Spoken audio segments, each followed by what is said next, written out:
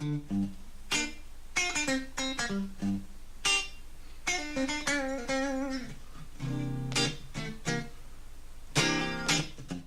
guys, welcome to part 2 of my Primetone pick review.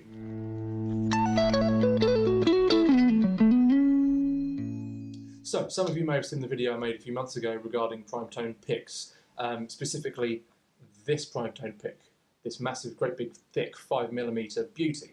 Now, I had been recommended these by a lot of people, saying that the tone range was huge, I had to try them out. I'd always tried these, the Jazz 3s, been using them for years and years and years. Someone said to try 5mm instead. Initially, as the other video would show you, it was very interesting. First impressions were really good.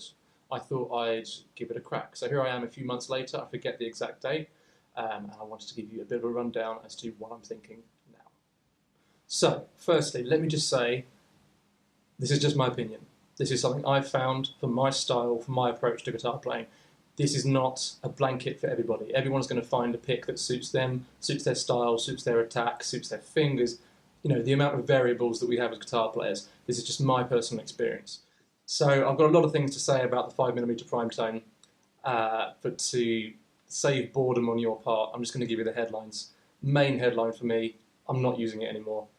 Since the last video I made, I think I'd played with it for about 3 weeks. I tried really hard to develop my technique to the pick. I came home from work one day, I saw a red Jazz III sitting on my desk. I picked that up out of instinct. I started playing with it. Yeah, it was just so much easier. I think, fair enough, I'd been using that Jazz III my whole playing life, so no wonder it felt so comfortable. And it kind of came to the point, to paraphrase B.B. King, why am I making it so hard for myself? If I've got something, a tool that's going to make the guitar easier to play for me, why am I trying something different? It was worth the experiment.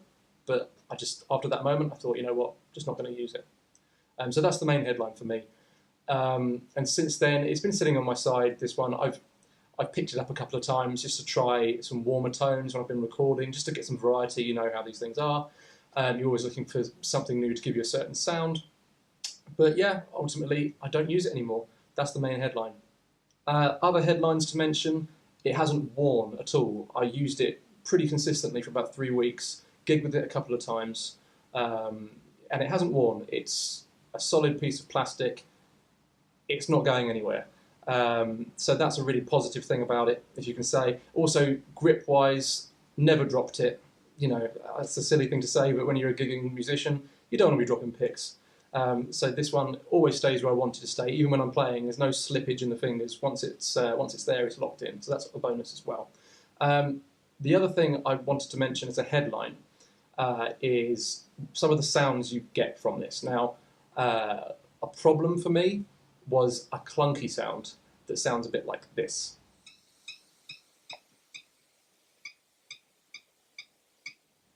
Now, I found when I was recording, that sound was popping up on the recording. Not really what you want to hear when you're trying to get something nice and tight and perfect for recording. That said, there is a time and a place for this pick, and I found it in a particular style.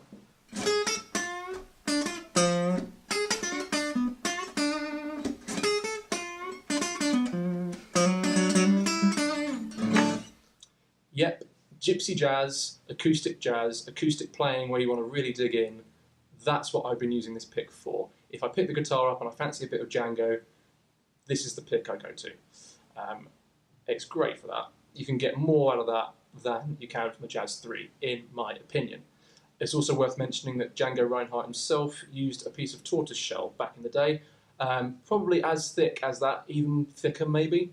Gypsy jazz players these days also use similar thick picks. Not tortoiseshell, that's illegal. So I'm just going to give you a quick rundown of some of the tones I was getting previously with the 5mm Primetone, and I'm going to give you a few of my old faithful and still favourite red Jazz III.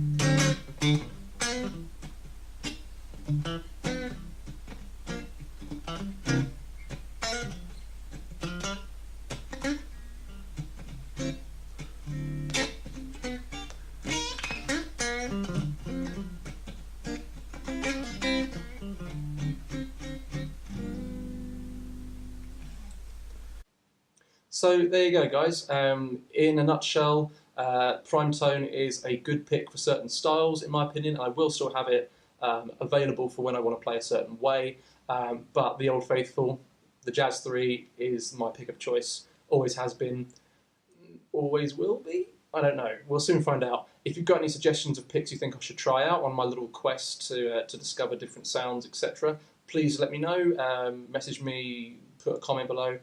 Incidentally, thank you so much to all the commenters from the previous video. I didn't know that video was going to get so much traction. The whole reason I made that video in the first place is because I couldn't find a comparison video for the Primetone picks. So I'm really, really thankful for all the comments and likes I've got on that video, and the subscribers as well. So thank you very much for that. If you want to follow me, I'm really an Instagram guy. I do the occasional YouTube video, as you'd know by now. But yeah, come follow me at Lewis Foreman Music on Instagram. I've got a Facebook page as well if you fancy checking me out on there. Thanks very much for watching the video, and I'll see you guys soon. Cheers.